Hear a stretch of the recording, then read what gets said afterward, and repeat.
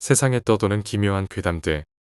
첫 번째 이야기, 귀신을 실제로 느꼈던 사연에 관한 이야기들. 정말 아직까지도 생각하면 너무 소름이 끼치는 일입니다. 이야기는 크게 둘로 나뉩니다. 먼저 기본 바탕이 되는 얘기를 짧게 해드리자면, 때는 2006년 월드컵을 하던 당시였습니다. 친한 친구들과 절 포함해서 4명이서 치킨에 맥주를 먹으며 새벽에 축구 경기를 보려고 기다렸죠. 문제는 그 집에 들어갈 때였는데, 집에 들어갈 때부터 문을 열고 들어가는데 처음 가본 친구 집이었습니다. 하지만 뭐랄까 사람의 온기는 전혀 느껴지지 않는 것 같으면서도 오싹한 집이었습니다. 혼자 살기에는 꽤 넓은 집이었죠. 방이 3개였고 거실에 앉아 있었습니다. 집주인인 친구한테 가족이 살만한 집에 왜 혼자 살아라고 물었더니 우리 가족이 살았었지. 부모님이 이혼하시고 나 혼자 여기 살아 라고 했습니다. 그런 얘기는 처음 들은 터라 좀 멋쩍었지만 그러려니 하고 있었습니다. 그러다 이리저리 둘러보다 방 하나에 들어갔죠. 문을 여는 순간 이건 뭐지? 마치 폐가처럼 가구들은 다 부서져 있고 이상한 잡동사니들은 굴러다니고 있었죠. 먼지가 몇 년은 청소를 안 한 것처럼 쌓여 있었습니다. 여기 방 왜 이래? 라고 했더니 부모님이 부부싸움하다가 부서진 가구야. 그것도 그렇지만 기분이 나빠서 안 들어가. 라는 이상한 말만 하기에 남의 가정사이기도 해서 그냥 그러려니 했습니다. 새벽 4시쯤 경기는 시작했고 치킨에 맥주를 마시는데 자꾸 집주인 친구가 아무도 없는 뒤쪽을 자꾸 뒤돌아봅니다. 저도 몇 번 따라 뒤돌아봤는데 뒤에는 부엌과 베란다뿐. 술 기운도 올라가고 2명이 잠들고 저와 집주인 친구만 계속 TV를 보는데 갑자기 등 뒤 왼쪽 날개뼈에서 마치 누군가가 맨살을 얼음으로 건드리는 느낌이 들었죠. 툭 하고 건드는 느낌이 드는데 그 느낌이 날개뼈부터 온몸으로 냉기가 퍼지는 겁니다. 순간 놀래서 뒤돌아보니 친구가 바로 뒤돌아보지 마 라고 하는 겁니다. 그 집주인 친구가 하는 말이 너는 귀신을 절대 못 봐. 하지만 느낄 순 있어 라고 말하는 겁니다. 그러면서 이어서 말하길 네가 처음 집에 들어올 때부터 이상하게 쟤네들이 너만 계속 쳐다보더라. 부엌 옆 베란다 쪽에 항상 귀신 2명이 서 있답니다. 근데 그 2명이 가만히 서서 제가 집에 들어올 때부터 신기하다는 듯 저만 쳐다보더랍니다. 그러다가 저한테 장난친다고 등 뒤를 손가락으로 건드렸답니다. 저는 맹세코 그 오싹한 느낌이 들었을 때까지 친구한테 한마디도 안 했는데 그 친구는 등을 건드리는 것까지 알고 있다는 사실에 소름이 돋았고 그제서야 알게 되었지만 그 친구가 귀신을 볼 줄 안다는 것을 알게 됐습니다. 그때가 처음으로 귀신을 느꼈던 때였습니다. 여기까지 하고 싶었던 말은 귀신을 절대 보지 못하지만 느낄 순 있다라는 걸 알게 된 배경사실을 말씀드리고 싶었던 거고 이제 다른 이야기로 넘어갑니다. 아마 2009년일 겁니다. 제가 일이 있어 서울에 집을 구하다 용산 쪽 원룸을 알아보는데 월세가 비싸서 룸메도 구하고 있었습니다. 친한 친구와 룸메를 하면 싸운다는 말이 있기에 지인을 통해 새로운 사람을 구했고 용준이라는 친구를 알게 되었죠. 용준이랑 3개월 정도 살았는데 처음에는 별 문제 없이 잘 살고 있었죠. 저는 양재 쪽에서 일을 했었고 용준이는 한남동 쪽에서 일을 했습니다. 일을 마치고 아는 친구와 만나 패스트푸드점에서 간단히 끼니를 때우는데 친구와 얘기 중 뜬금없이 갑자기 큰내 삼촌의 생각이 나는 겁니다. 큰내 삼촌과는 어렸을 때 이후론 본 적도 없고 연락도 안 하기에 거의 머릿속에서 지워져 있는 그런 분이었습니다. 도대체 왜 갑자기 떠오른 건지 모르겠습니다. 근데 기가 막히는 건 햄버거를 다 먹고 치울 때쯤 어머니께 문자가 왔습니다. 문자 내용인 즉슨 큰내 삼촌이 갑자기 돌아가셨고 강남 성모병원에서 장례식을 하신다는 겁니다. 원래 병이 있으신 분도 아니고 공사장에서 트레일러 운전하시다 트레일러와 함께 높은 곳에 떨어져 압사 당하셨다고 합니다. 급사였죠. 1차적으로는 왜 삼촌 생각이 났는데 바로 돌아가셨다는 소식을 접하고 온몸에 소름이 돋았지만 일단 장례식장으로 가야 했기에 급히 택시를 타고 갔습니다. 다행히 일하느라 복장이 검은 정장이었기에 바로 갈 수 있었습니다. 강남 성모병원 안으로 들어가 장례식장 건물 앞에서 택시를 세워달라고 하는데 택시비를 계산하고 내릴 때쯤부터 이상하게 머리가 띵합니다. 뭐지? 하면서 문을 닫고 장례식장 안으로 들어갔고 전광판에 뜬 외삼촌의 성함을 보고 그쪽으로 갔습니다. 외숙모와 어머니는 이미 눈이 퉁퉁 부으신 얼굴로 절 맞아주셨고 저는 인사를 드리고 신을 벗고 안으로 들어가려는데 머리 두통이 심해지는 겁니다. 원래 편두통을 종종 앓던지라 또 이러네 라고 생각했을 뿐 이상하게 생각을 안 했죠. 음식 나르는 걸 돕고 있는데 이게 뭐랄까. 편두통을 넘어서 정말 머리를 무엇인가 옥죄는 듯한 느낌이 들면서 두통이 너무 심한 겁니다. 오른쪽 머리통이 아픈데 이게 목근육까지 서면서 오른쪽 어깨가 뭉치고 오른팔을 들어 올리지 못할 정도로 아프기 시작했습니다. 어머니가 제 표정을 보더니 어디 아프냐고 물으셨고 어머니께만 이러이러하다 말씀드리니 감기에 걸린 것 아니냐고 하셨죠. 그냥 편두통인 것 같다라고 하는데 어머니께서 저를 거의 끌다시피 응급실로 데려가셨지만 열도 안 나고 별 이상도 없었습니다. 장례식장 와서 이러는 건 돌아가신 외삼촌이며 외숙모께도 죄송하고 조용히 있다가 가려 했는데 외숙모도 제 몸이 이상하다는 걸 아시고는 피곤하고 바쁠 텐데 와준 것만으로 고맙다며 돌아가서 쉬라고 하시는 겁니다. 웬만하면 그냥 있겠는데 몸이 너무 아팠기에 정말 죄송하다고 하고 나왔습니다. 다시 택시를 잡고 집으로 가려는데 여기서 영준이 번호로 전화가 옵니다. 근데 영준이 목소리가 아니고 다른 남자 목소리입니다. 죄송한데 영준이 룸메이트 맞으시죠? 영준이가 술에 너무 취해서 그러는데 집 주소를 가르쳐 주시면 택시 태워서 보내려고요 라는 겁니다. 저는 어디시냐고 물었더니 용산집 가는 방향이기에 그냥 제가 픽업해서 가겠다라고 했죠. 위치는 한남동이었고 저는 친구가 있다는 장소에 갔습니다. 여전히 머리는 깨질 것 같았고 오른쪽 목근육과 어깨는 돌처럼 굳어진 것과 같이 아팠죠. 용준이와 용준이 친구분이 횡단보도 앞에 있었고 그 친구분은 부탁드린다며 돌아가셨습니다.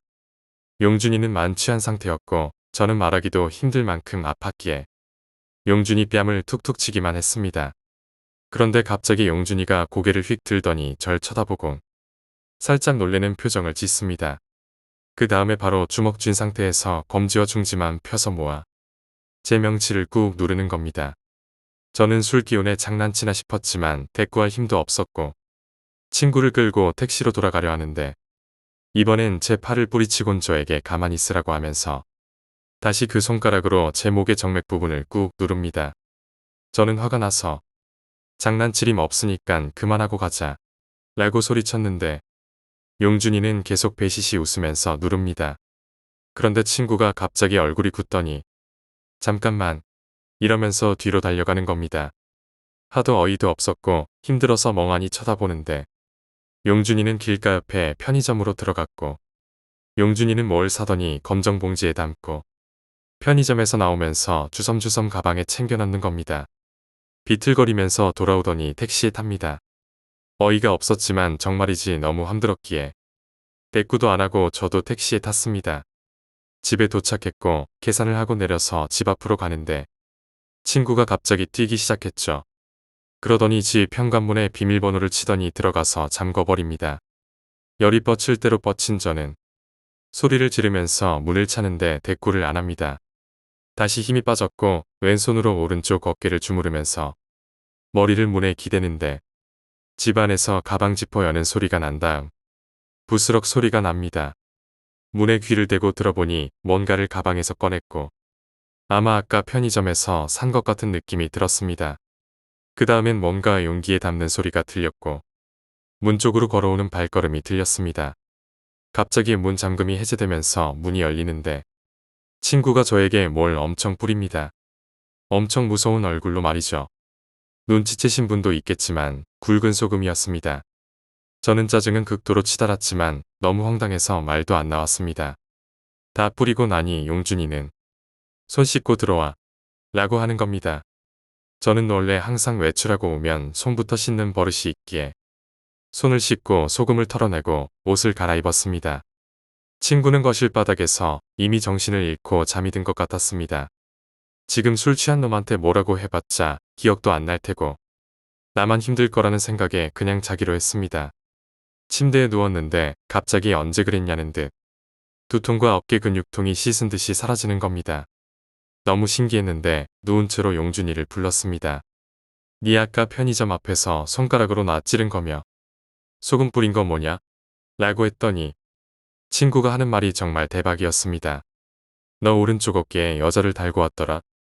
전 오른쪽 어깨가 아프다거나 저에 대해서 말한 것도 없었는데 용준이가 정확히 오른쪽 어깨에 여자를 달고 왔다는 점이며 손가락으로 누르고 소금 뿌리고 한 뒤로 갑자기 씻은 듯이 아픈 게 사라졌다는 점. 소름이 끼쳐서 다시 되물었을 땐 용준이는 잠들어 버렸습니다. 전 그날 너무 소름이 끼쳐서 잠도 잘 못 잤습니다. 그 이후에도 용준이는 만취하면 제가 집에 혼자 있을 때 촛불을 켜놓고 있으면 촛불 꺼라, 그것들이 몰려오잖아 라는 둥 이상한 말을 해대서 결국은 못 버티고 원룸에서 나왔습니다. 나중에 알게 된 사실이지만 용준이는 사람을 보면 그 사람 얼굴 뒤로 조상들 얼굴이 4~5명이 둥둥 떠다닌답니다. 술 취하면 가끔씩 보인다고 하네요. 제가 직접 귀신을 보진 못했지만 그것보다 더 몸으로 느꼈기에 이 이후로 절대 귀신이 없다는 생각을 바꾸게 되었죠. 그 이후의 시간은 더욱 섬뜩한 경험들로 가득 찼습니다. 용준이가 가끔 술에 취해 이상한 행동을 할 때마다 저는 그의 능력에 대해 더욱 궁금해졌어요. 그는 사람들의 뒤에 따라다니는 귀신들을 보곤 했지만 술에 취할 때만 그런 능력이 발현되었죠. 용준이는 어느 날 제게 이야기했습니다. 사람들은 자신의 뒤를 따라오는 귀신들을 보지 못해. 하지만 그들은 언제나 우리 주변에 있어. 그의 말은 제게 큰 두려움을 안겼죠. 그러던 어느 날 밤 용준이가 만취한 채로 집에 돌아왔을 때 그는 제 어깨에 손을 얹고 무언가를 속삭였어요. 너의 뒤에 있는 그녀. 그녀는 너를 놓아주지 않을 거야. 그 말을 듣고 나니 제 몸이 얼어붙는 것 같았어요. 그날 밤 저는 깊은 두려움 속에서 잠을 이루지 못했죠. 이후 저는 용준이와 함께 지내는 것이 너무나 두려워져 그 집을 떠나기로 결심했습니다. 그가 보는 귀신들에 대한 생각만으로도 충분히 무서웠으니까요. 그 경험 이후로 저는 귀신의 존재를 부정할 수 없게 되었고 항상 뒤를 조심하며 살게 되었습니다. 두 번째 이야기, 교도소의 사람들. 음주운전을 해서 재물손괴 혐의로 6개월간 천안교도소에 복역했다. 다행히도 차량 파손과 주변 가드레일 등만 파손되었다. 이때를 계기로 술을 마시고 운전대를 절대 잡지 않는다. 반성도 많이 했고 그만큼 많이 힘든 시간이었다. 교도소에서 많은 복역수들을 만났다. 무기수부터 인신매매범 등등. 내가 노역수인데도 이들을 만날 수 있던 이유는 간단하다. 천안교도소 내에 직원으로 근무하는 아는 분 2명이 계시는데 그분들의 추천으로 인하여 교도소 내 작업장에 들어갈 수 있었고 그로 인해서 공장수들과 함께 방에서 지낼 수 있었다. 천안교도소는 2개로 나뉜다. 하나는 천안 외국인 교도소인데 외국인과 한국인은 같이 지내지만 방은 따로 사용한다. 두 번째는 천안 개방교도소가 있는데 이곳은 출소가 얼마 안 남은 1급 모범수가 가는 곳이다. 또한 천안교도소에는 무기수가 3명이 있었다. 첫 번째로 내가 만난 소름 끼치는 인물이다. 그는 천안 성거읍 모초등학교 앞에서 문방구를 하는 80대 할아버지다. 이 할아버지는 젊은 시절 55세까지 군에서 복무했다고 한다. 얼굴도 친근감이 들고 나에게 너무 친절하게 대해주던 그 할아버지. 죄명을 듣는 순간 나는 그 할아버지를 조금씩 피하게 되었다. 죄명은 아동성추행, 피해자는 약 50명이었다. 아이들에게 노트와 사탕으로 유혹한 뒤 가슴과 성기를 한 번씩 만지게 해주면 공짜로 준다고 아이들을 현혹했다. 그러던 중 6학년생 한 아이가 몰래 휴대전화로 촬영하여 그 장면을 본 학부모가 경찰에 신고하였고 이 할아버지는 징역 9년을 선고받았다. 하지만 그게 전부가 아니다. 이 할아버지가 하는 말이 너무너무 충격적이다. 내가 만약 여길 들어오지 않았다면 아마 더한 짓을 했을지도 몰라. 두 번째로 만난 인물의 이야기다. 그는 인신매매범이다. 아가씨를 싸게 중국으로 팔거나 섬으로 내다 판다. 난 이것이 만화나 영화에서만 이루어지는 이야기인 줄 알았는데 정말 존재한다. 거제도나 흑산도 주변에 사람이 살지 않는 섬에 임시로 허가를 받아 농장 개념으로 운영한다고 한다. 하지만 실태는 그 안에 여자들을 데려다 놓고 가둔 뒤 뱃사람들이 그곳에 들르면 아가씨들을 부른다. 거기에 들어간 여자들의 80%는 그곳에서 몸을 팔다가 중국으로 건너간다고 한다. 이 인신매매범의 나이는 31살에 징역 8년을 받았고 현재 1년 남았다. 그러면 이 사람이 들어온 시기를 보자. 7년 전이다. 그때 그의 나이는 24살이다. 소름이 돋는다. 그리고 이 사람이 하는 말도 충격적이었다. 나가면 그녀를 죽여버릴 거야. 내가 그러려고 여기서 운동을 미친 듯이 하고 있는겨.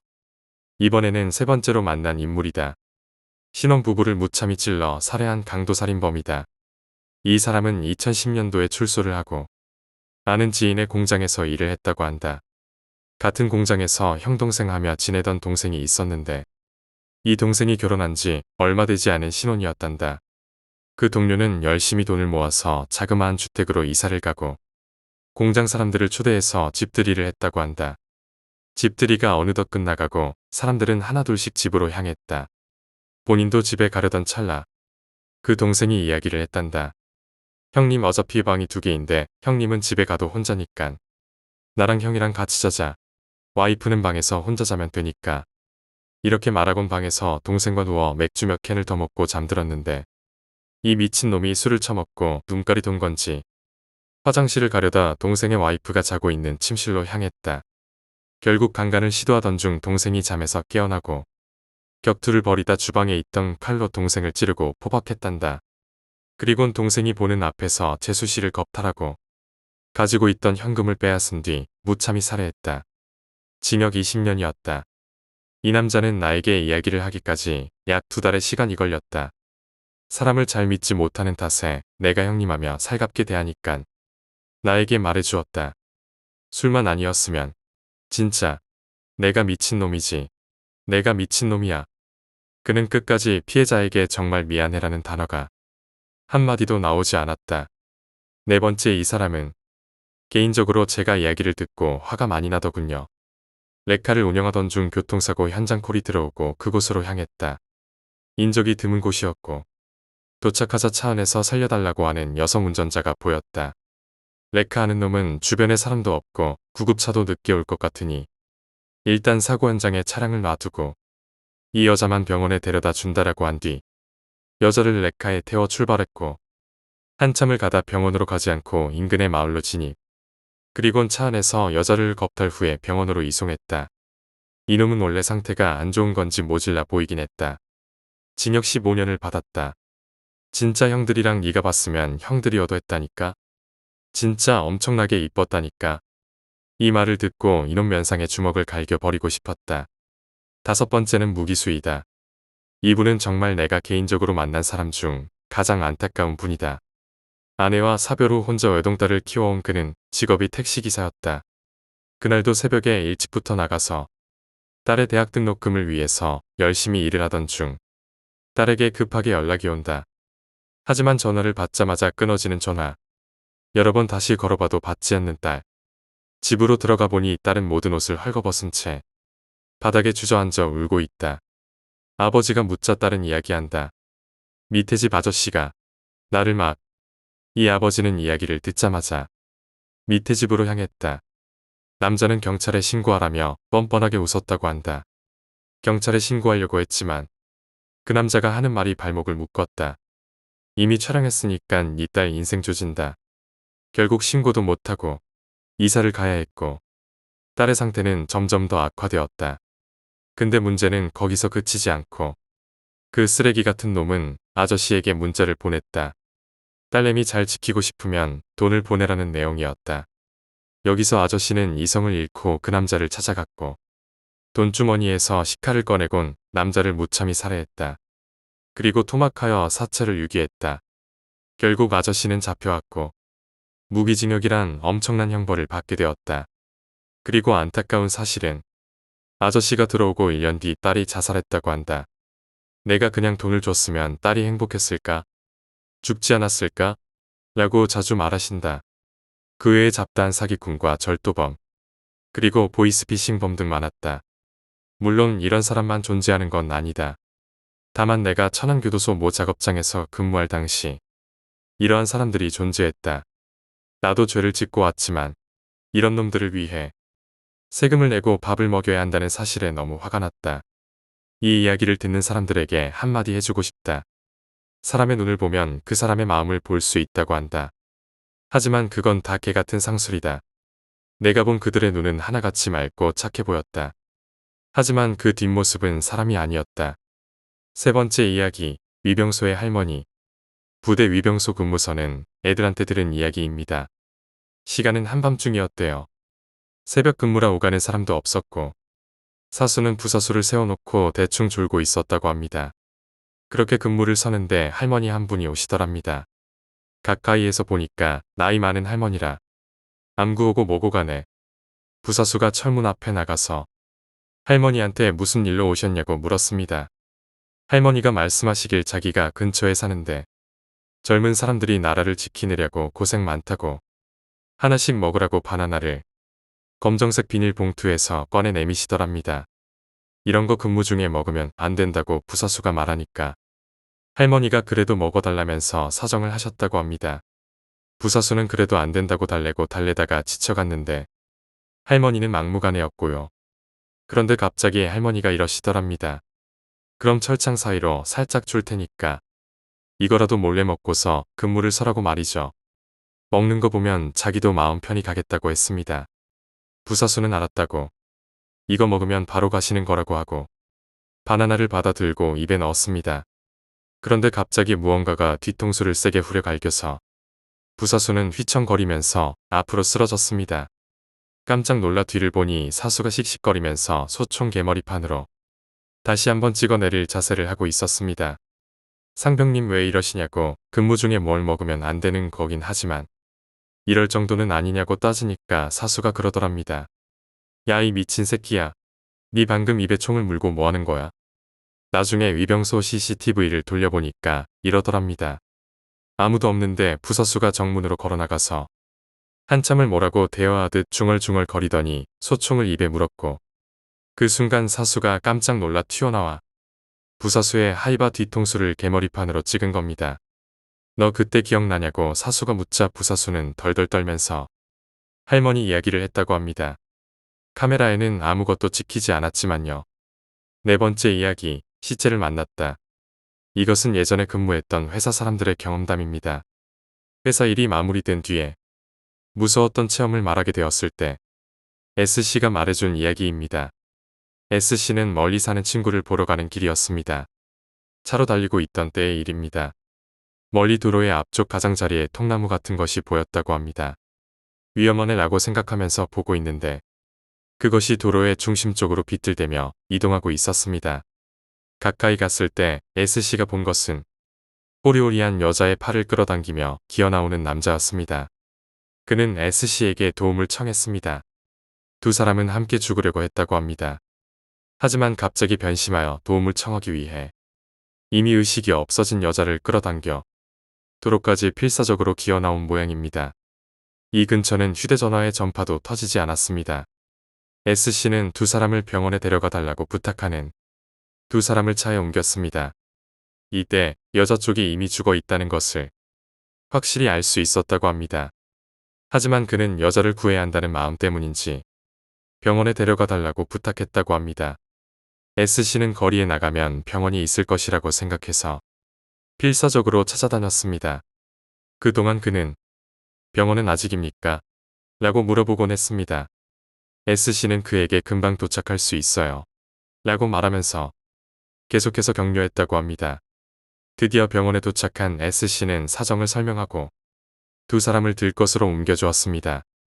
그리고 경찰이 사정을 들으러 오기로 했기 때문에 잠깐 앉아서 기다리고 있었다고 합니다. 잠시 후 경찰이 도착했고 그때의 상황을 설명했습니다. 그 말을 들은 경찰은 이거 정말 이상하네요. 라고 말했죠. S씨는 여자에 대해서 말하는 거라 생각하고는 안아들어서 차에 태웠을 때는 이미 사망한 상태였습니다. 라고 설명했습니다. 그러자 경찰은 아니, 그게 아닙니다.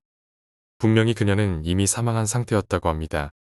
다만 당신의 이야기가 조금 이상하거든요. S씨는 물었죠.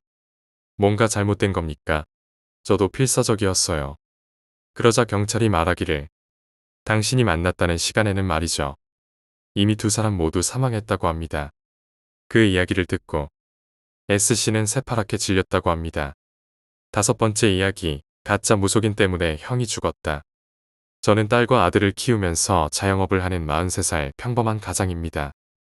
2년 전 저희 남매만 바라보고 평생을 희생만 하셨던 어머니께서 돌아가셨습니다. 저희 형은 장남이라는 이유로 더더욱 슬퍼했습니다. 참고로 저희 형은 대기업 마트 열정 많고 실력으로 인정받는 잘나가는 점장으로 일을 하고 있었습니다. 총각이었고요. 여기서부터 일이 시작됩니다. 어머니 49제 후에 어머니가 좋은 곳으로 가시라고 우리 삼남매는 무속인에게 천도제를 지내기로 합니다. 그 무당은 얼굴이 매우 반반하더군요. 천도제 끝내고 모두 일상으로 돌아갔을 때쯤 그 무당녀는 형에게 개인적으로 접근을 합니다. 어머니가 한이 많아서 저승을 못 가고 있다는 식으로 접근을 해서 우리 형제들 몰래 형을 도와주는 식으로 접근을 한 거죠.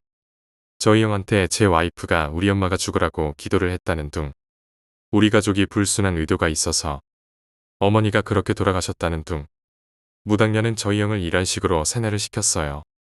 어느 날이었어요. 형은 저한테 인연을 끊자며 말하고서는 그 뒤로는 연락이 서로 끊겼습니다. 살고 있던 아파트도 팔았더군요. 회사도 관두고 말이죠. 저희 형과 저는 엄청나게 우애 있는 형제였습니다. 일찌감치를 잃게 되어서 형을 아빠라고 생각하며 30년 이상을 아빠이자 형인 존재였었죠. 형과 연락두절 9개월쯤 의지하던 형에 대한 배신감으로 우울증으로 고생하다 장사가 엄청 잘 되는 가게도 팔게 되었습니다. 그 후 3개월의 시간을 가지고 저는 정신적인 휴식을 갖고 우리 식구가 먹고는 살아야 하니깐 다시 가게를 오픈을 하게 됩니다. 장사 준비를 끝내고 다시 시작하는 의미로 맛있는 거 먹고 미래도 설계하는 그런 밤을 보내는 시간이었어요. 밤 11시쯤 갑자기 전화가 옵니다. 경찰서에서 전화가 왔죠. 촉이 오더군요. 형이 죽었구나. 자살이었습니다. 사망한 지 2달 정도 되어서야 변사체로 발견되었습니다. 형의 유품 정리가 힘들더군요.